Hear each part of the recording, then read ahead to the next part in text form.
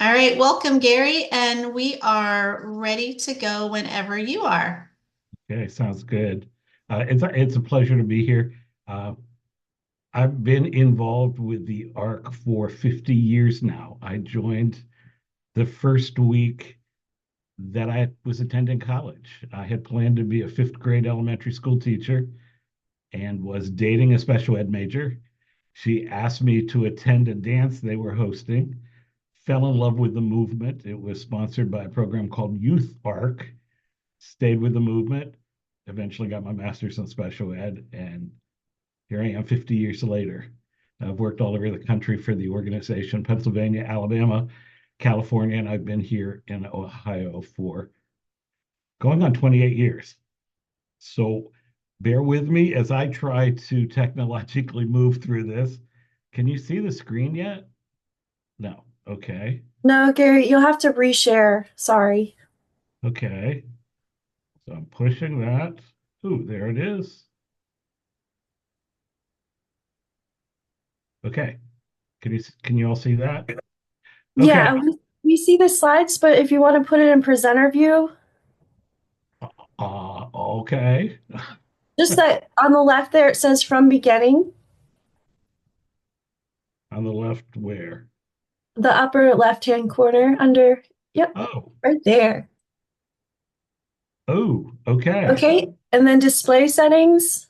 You'll hit settings in the upper left-hand corner. The next one over. So you There can you even go. hit Hit mouse. that, Okay. and then swap. Does that work? Perfect. Yep. Ah, okay. All right. So we're going to talk today about the birth of the family movement. This is a two-part series. The next series, we'll get into a lot of details. Um, but I refer to the ARC as the grandmother of the disability movement. We have had our fingers in virtually everything dealing with developmental disabilities on a national level. While we were in our breakout room, I heard the term Ohio Rise. I sit on the Ohio Rise advisory board on a national level. I heard Dr. Nysonger's name. Dr. Nysonger at Ohio State University was one of our founding board members. You'll hear our name.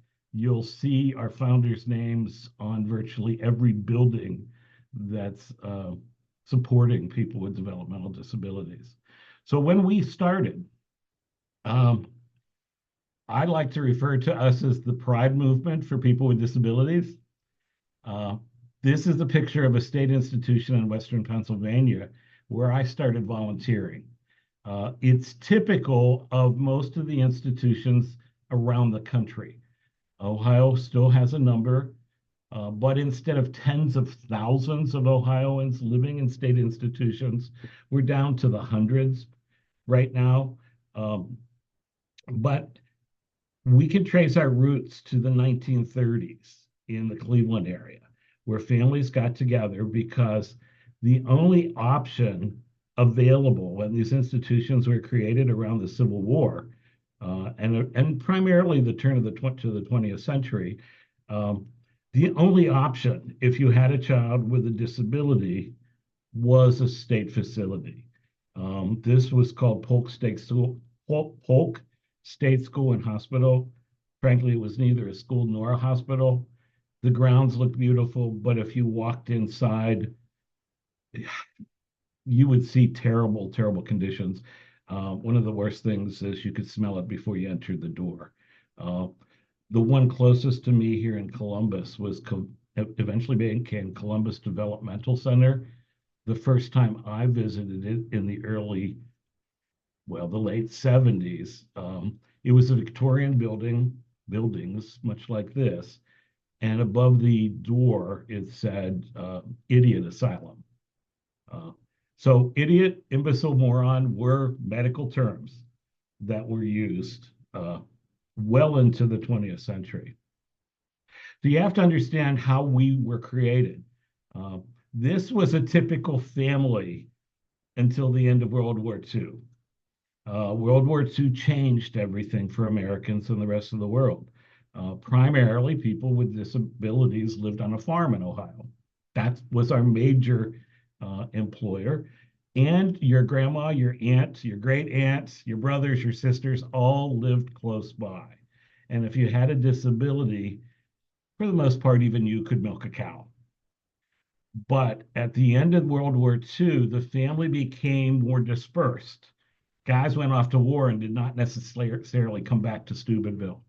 They moved elsewhere. The GI Bill allowed them to buy property that they would never have been able to afford before, and the family began to break up. As a result, those institutions got larger and larger and larger. There was still nothing available to do. At the same time, if you had a child with a disability, there was no federal right or state right to an education. If you had a child with a disability, the school could legally send you home. They had no obligation to educate you. So these families began to organize. As I said, Cleveland began to organize in the 30s, Akron and Cincinnati in the 40s. And the feeling was back into antiquity until the 1950s, the parent must have done something wrong. Either they sinned or they drank, or it was the parents that had caused the disability somehow. Whether that was true or not, and in a vast majority, it had nothing to do with the parents, but those institutions existed. And if a child was born in the delivery room, often physicians recommended institutionalization, place your child from the delivery room and have another child. So when I first visited and began volunteering in institutions, it wasn't as if there were wards. There were full buildings filled with cribs, back to back, of babies and children. They grew up, and if they had significant physical challenges, at most they were lying on the floor uh, in their own feces for the most part. It was a deplorable situation. But along came, and many of you will not recognize these names, Roy Rogers and Dale Evans. Roy Rogers and Dale Evans were cowboy movie stars. In the early 1950s, they had a daughter with Down syndrome who was named Robin. Robin sadly passed away at an early age, but Dale Evans, who was a movie star, wrote a book called Angel Unaware.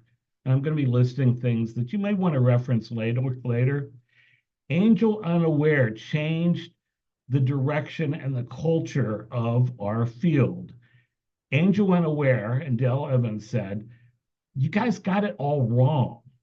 If you have a child with a disability, it's not that you did something wrong, it's that God has entrusted you with one of his angels on earth. This was the early 1950s.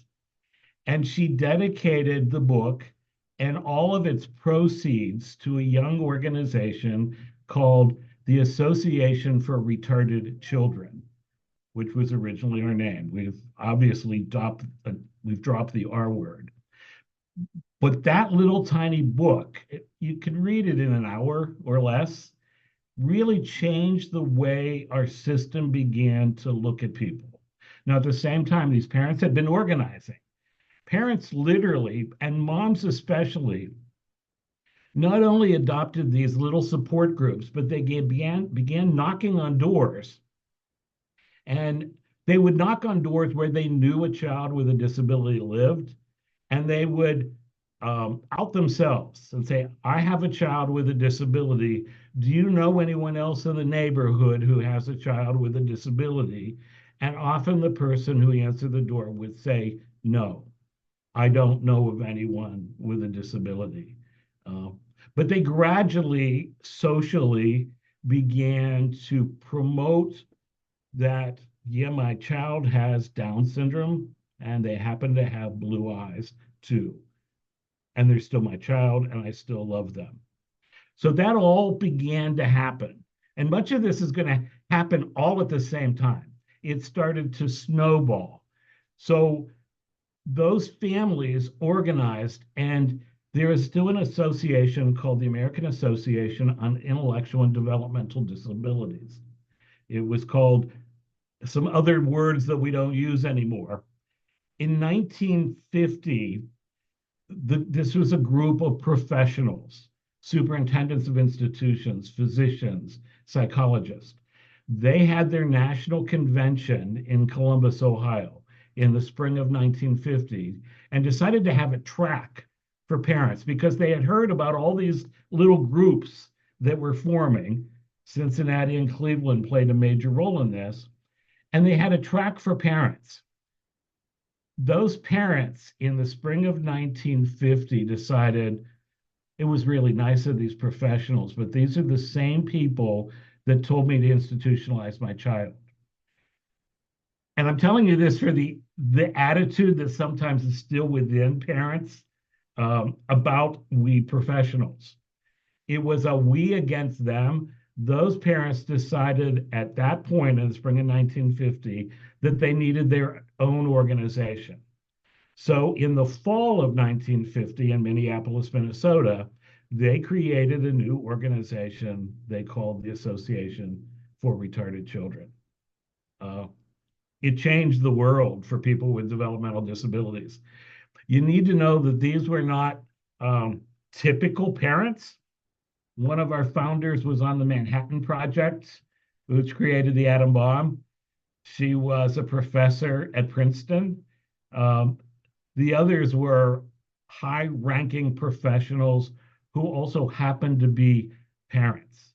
In a longer presentation, I could show you some of their talks that were recorded, where they spoke to physicians as a physician, yet they also happened to be a parent.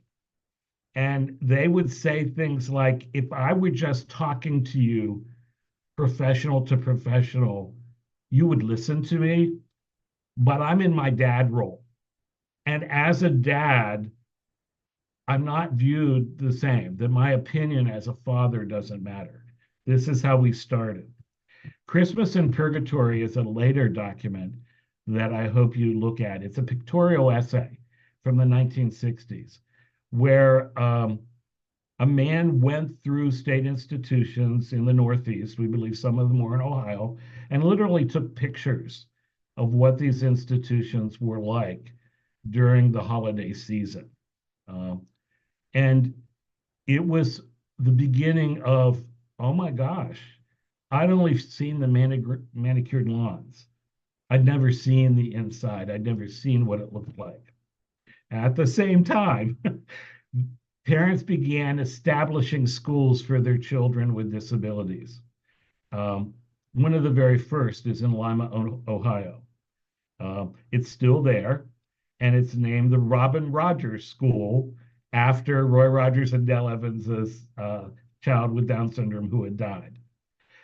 Those schools were the beginning. I have to tell you, I met with some older families in Newark, Ohio, when I first started this job.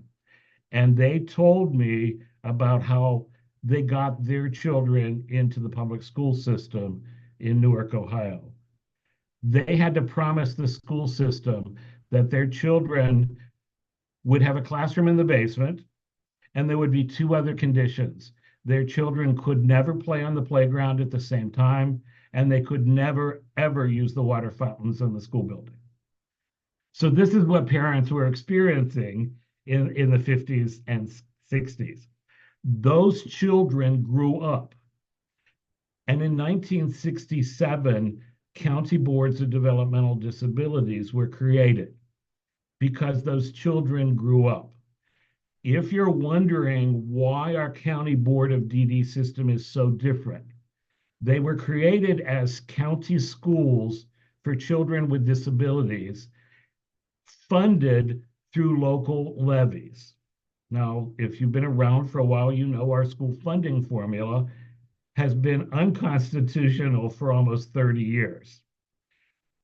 But when those children grew up and they needed adult services, parents associated with the ARC created county boards of developmental disabilities that used the same funding formula as our school systems. So funding for the Cuyahoga County Board of Developmental Disability is drastically different from funding for the Wayne County Board of Developmental Disabilities. It depended on where you lived. It didn't depend on the type of disability. It didn't depend on your educational abilities. It depended on where you lived.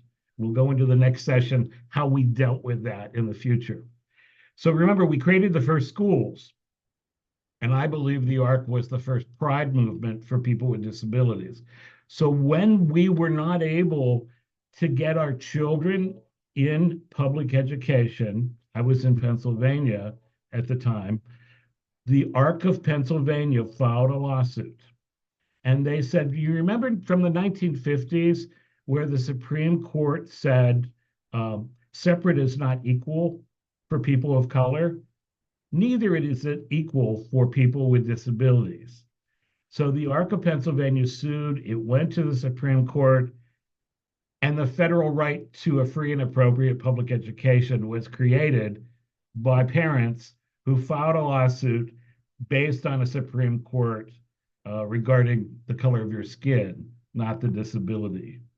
So we began, all of this is happening all at the same time. The first 40 years of our existence were major. Our families were influential. They knew people. They quietly talked to the Kennedys and reminded Jack Kennedy that he had a sister with a disability. So in the fall of 1963, a month before he was assassinated, he attended the ARC of the United States conference in Washington and announced major federal legislation. And he brought Eunice Kennedy along. And somehow, Special Olympics, all of that was for it. When I say we're the grandmother disability movement, I really am very sincere in that. So there was an institution on Staten Island in New York City called Willowbrook. And there was a young reporter his name is Geraldo Rivera. Geraldo Rivera worked for a national news outlet at the time, and he took cameras into Willowbrook. Do a Google search for Geraldo Rivera in Willowbrook, and you'll see it was one of the greatest things he ever did. He kind of went the National Enquirer route for a while, but he showed the nation what we were doing in 1972 for people with disabilities, which sped up the process for people with disabilities living in the community. At the same time, President Johnson created his Great Society, and Medicaid was created in 1965, which was the Obamacare of the 1960s. And our families went to the Johnson administration, members of Congress, and said, my child has a disability and they live with me, but if they didn't live with me, they'd be poor. So parents associated with our organization tapped into Medicaid so that Medicaid is a health insurance program for poor people, but it has a component for people who are aged, blind, and disabled. It was established in 1965. Ohio adopted Medicaid in 1968. That health insurance program, and we'll do more detail next time, is 60% federally funded, 40% state funded. And then in 1972, supplemental security income was created. So we established health insurance program for people with disabilities and then put money in their pocket as well. Currently, the benefit is over $900 a month. In 1973, the Rehab Act, Section 504. So some of your children that are in schools, it provides reasonable accommodation in schools and the community for people with disabilities.